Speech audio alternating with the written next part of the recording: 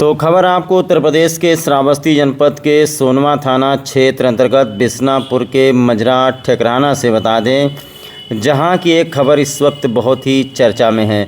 सबसे पहले आप इस घर को देखिए। ये लवकुश मिश्रा का घर है, जिनकी लाश 4 जुलाई को घर से 100 मीटर पीछे एक पेड़ से भगवा रंग के गमछे से लटकी हुई मिली है। जानकारी के लिए आपको बता दें कि लवकुश मिश्रा मात्र 12 साल का है, अभी बच्चा था, नाबालिग बच्चा था, और उसकी लाश इस तरीके से पेड़ पर लटकी हुई मिलना अपने आप में बहुत कुछ बातें, बहुत सारे शक संदेह पैदा करता है। तो सबसे पहले हम आपको बता दें कि लवकुश मिश्रा के घर के पहले एक बगीचा है। यहाँ पर आपको बता दूँ बहुत सारे बच्चे यहाँ पर खेलते रहते हैं और यहाँ पर एक तख्त रखा हुआ है। नोट कीजिएगा, लवकुश मिश्रा के घर के पहले एक बगीचा है, लवकुश मिश्रा का घर बीच में और उनके घर के पीछे कुछ बाग वगैरह है। दोनों कहानी आपस में जुड़ती है। तो 1 जुलाई को कुछ लोगों ने, इनके घर के लोगों ने जानकारी दी कि लवकुश मिश्रा अपने घर से निकला, ना कोई लड़ाई न झगड़ा, ना कोई मारपीट, ना उसके अंदर ऐसी कोई पारिवारिक कलह, वो यहाँ पर मात्र लोगों के साथ खेल रहा था। कुछ लोगों का कहना है कि वो इसी तख्त पर सो गया। जब इस तख्त पर सो गया तो उसके बाद में कुछ लोग जो गांव के लड़के थे चले गए और उसके बाद में वो पूरी शाम पूरी रात घर नहीं आया। उधर वो पीछे मैं आपको दिखाना चाहूँगा, जहाँ पर बकरी है वहाँ से अगर मुड़कर जाएंगे तो वो बगीचा आपको मिलेगा जहाँ पर उसकी लाश लटकी हुई थी। तो पूरी रात घर नहीं आया, उसकी तलाश की गई लेकिन कहीं से कुछ सुराग नहीं मिला। 2 तारीख को पूरा तलाश किया गया, कोई सुराग नहीं मिला। 2 तारीख को हम ग्रेट श्रावस्ती चैनल कवरेज करने गए थे। 3 तारीख को भी तलाश किया गया हर जगह पर जहां पर उसकी लाश मिली है। घर वालों का कहना है कि घर वालों ने इस पेड़ के नीचे भी तलाश किया था, ना वहां पर कोई चप्पल था, ना ही कोई बॉडी लटकी हुई थी। और 4 तारीख को सूचना मिलती है कि उसकी लाश, आपको बता दें कि इसी पेड़ से 7-8 फुट का ये पेड़ होगा और इसी पेड़ के इस डाल से लटकती हुई भगवा रंग के गमछे से यानी अंगोछे से लटकी हुई मिली। अब सवाल सबसे बड़ा ये खड़ा होता है कि उसके पास कोई गमछा नहीं था, उसके घर में कोई गमछा नहीं था। अगर उसने ये आत्मघाती कदम उठाया है तो गमछा उसके पास कैसे आया? बहुत सारे सवाल हैं जो हत्या की तरफ इशारा कर रहे हैं। आइए हम पूछताछ करते हैं। क्या नाम है आपका? भोला मिश्रा नाम है मेरा। अच्छा, बताइए कि आपको ऐसा क्यों लग रहा है कि आपके भाई को मारा गया है?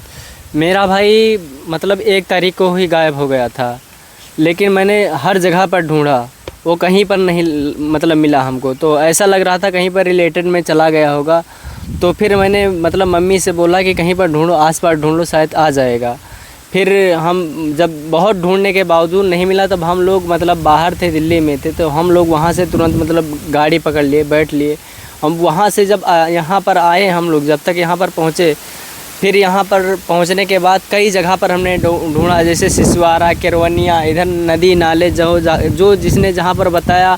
और उसका मैंने पोस्टर भी कई जगह पर प्रिंट द्वारा निकाल कर गांव में चौराहे पर चिपकाया कि सही मतलब कहीं पर कोई मिल जाए, कहीं से कोई सुराग मिल जाए। कहीं पर कुछ पता नहीं चला।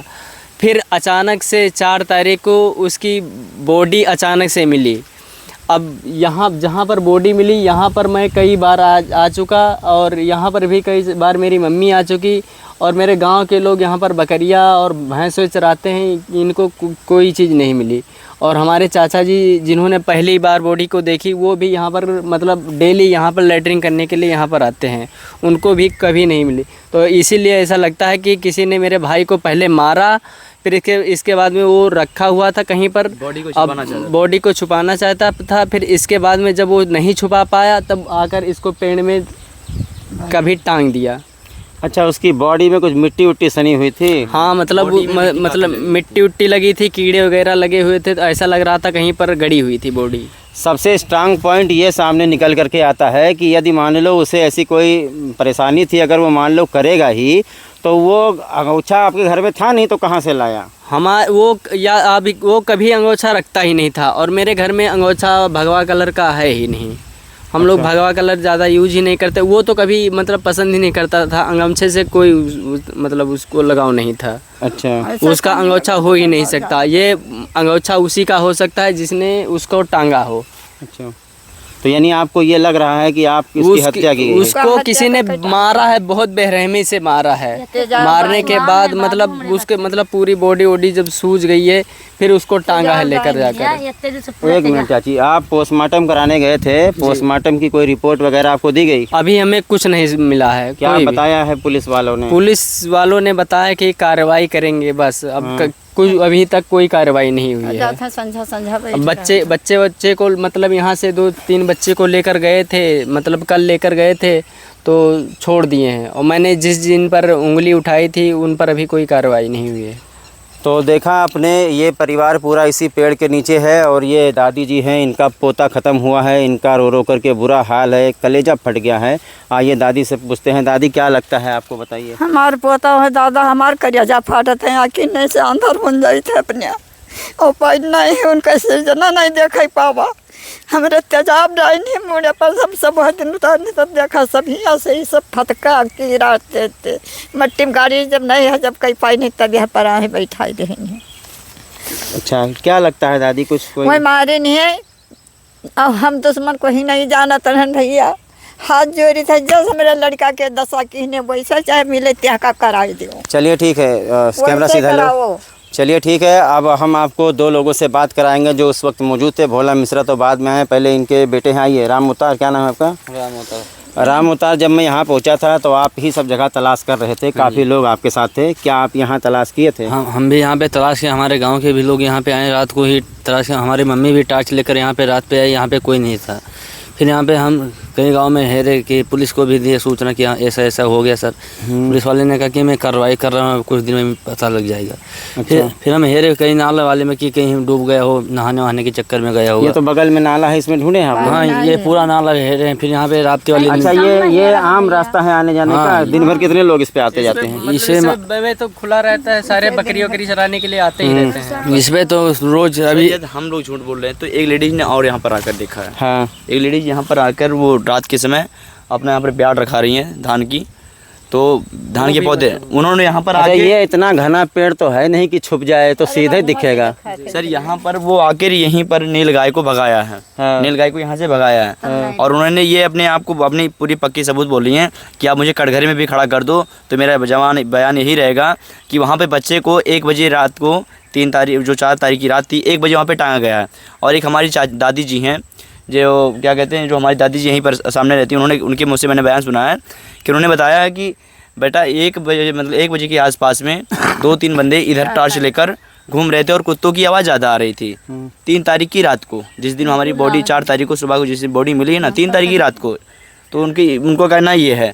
और हम सभी का भी कहना है कि बॉडी, अगर हम लोग झूठ बोल रहे हैं तो हमारे गाँव वाले झूठ नहीं बोल रहे हैं। यदि किसी को लगे कि हम लोग कोई। चाची इधर आओ, आपका बयान सबसे ज़्यादा ज़रूरी है क्योंकि आप हैं माता जी। जब आप शुरू से बताइए कि जिस दिन लड़का घर से निकला, कुछ खाना वाना आप लोग बनाए थे, क्या कोई लड़ाई झगड़ा वैसे थी? लड़ाई नहीं भाई, खाना बना तो खाना नहीं खाने, आम या बिस्कुट खाना खाए। अच्छा, मैं इतने चीज़ खाएगा, लड़कों के साथ चले टहरे बगीचे में चला गया? बगीचे में चले गए, ये सब भैया लोग आए हैं। तब कहा भैया लोग कुछ कहाँ थे, कहीं भैया लोग कुछ खेलत हुए। तब कहा अच्छा ठीक है, बजाए थे बुलाए नहीं था। तब फिर गए, नहीं पाए, सारा दिन पाए नहीं पाए। तब शाम के रुझा फिर गए हेरा, सारी रात हेरा नहीं पाए। यहाँ इस जगह पर आप ढूंढने आई थी? यहाँ रात वही जगह रतिया में आए हेरा। अच्छा, अब तो यानी आप सभी लोगों को लग रहा है कि किसी ने सुनियोजित तरीके से साजिश करके उसकी हत्या कर दी है, उसे टांग दिया है। हाँ, ये लग रहा है। हाँ। तो साथियों, ये पूरा फैमिली मेरे साथ में खड़ा हुआ है और ये लोग मानने को तैयार नहीं है कि एक 12 साल का माइनर लड़का आखिरकार ऐसा आत्मघाती कदम उठाएगा। उसको आखिरकार ऐसी क्या ज़रूरत पड़ गई? ना उसे कोई दिक्कत, ना उसे कोई परेशानी, ना रुपए पैसे की दिक्कत, ना कोई लड़ाई झगड़ा, ना कोई बवाल। इनका साफ साफ कहना है कि किसी ने रंजिशन उसके साथ में ये घटना कारित की है। इनके घर वालों का ये भी आरोप है कि पहले उसे मारा गया है, जब वो उससे बॉडी से बदबू आने लगी है और जब खबर चली है ग्रेट श्रावस्ती चैनल की, उसके बाद में शायद किसी व्यक्ति ने ला करके रात के अंधेरे में घर के पास लटका दिया है ताकि इस हत्या को आत्महत्या साबित किया जा सके।